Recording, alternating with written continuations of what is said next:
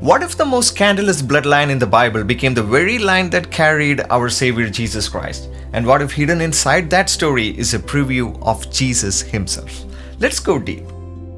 The Moabites were born out of incest as seen in Genesis chapter 19. Lot's daughters sleep with their father and Moab is born. A nation begins in shame, and history doesn't get any better for Moab. Moab later opposes Israel, refuses them bread and water in the wilderness, even hires Balaam to curse them. So in Deuteronomy chapter 23 verse 3, the Lord declares no Moabite may enter the assembly of the Lord. But then famine strikes. An Israelite family moves to Moab. A Moab widow named Ruth makes a covenantal confession in Ruth chapter 1 verse 16. She says, "Your people shall be my people and your God my God." And this is where redemption enters. She meets Boaz. Now watch this carefully. Boaz is a kinsman redeemer, and everything he does points forward to Jesus. So let's do a short comparison. Boaz was a relative of Ruth's deceased husband and qualified to act as a kinsman redeemer. In a similar way, Jesus became human so he could be our kinsman redeemer and redeem us. Again, Boaz notices Ruth before she approaches him. He sees her in the field.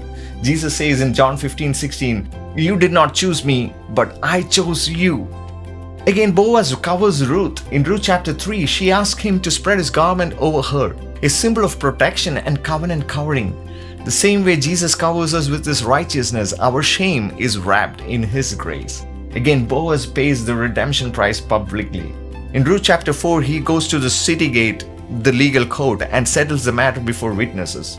In the same way, Jesus redeems us publicly at the cross. And again, Boaz restores inheritance. Through redemption, Naomi's family line is restored. Through Christ, our spiritual inheritance is restored. What sin forfeited for us, redemption returns. So Ruth the Moabite, the excluded one, the cursed lineage, becomes the great-grandmother of David. Because when you open Matthew 1, her name is written in the genealogy of Jesus. So what does this mean for you? Maybe your last name carries stories of failure. Maybe addiction runs in your bloodline. Maybe divorce, abuse, failure, shame. These all exist in your family. But when grace steps in, bloodlines change. Curses break. Inheritance is restored. Bible clearly says in Romans chapter 10 verse 9, if you confess with your mouth that Jesus is Lord and believe in your heart that God raised him from the dead, you will be saved. Do you want to be saved? Pray this in your heart.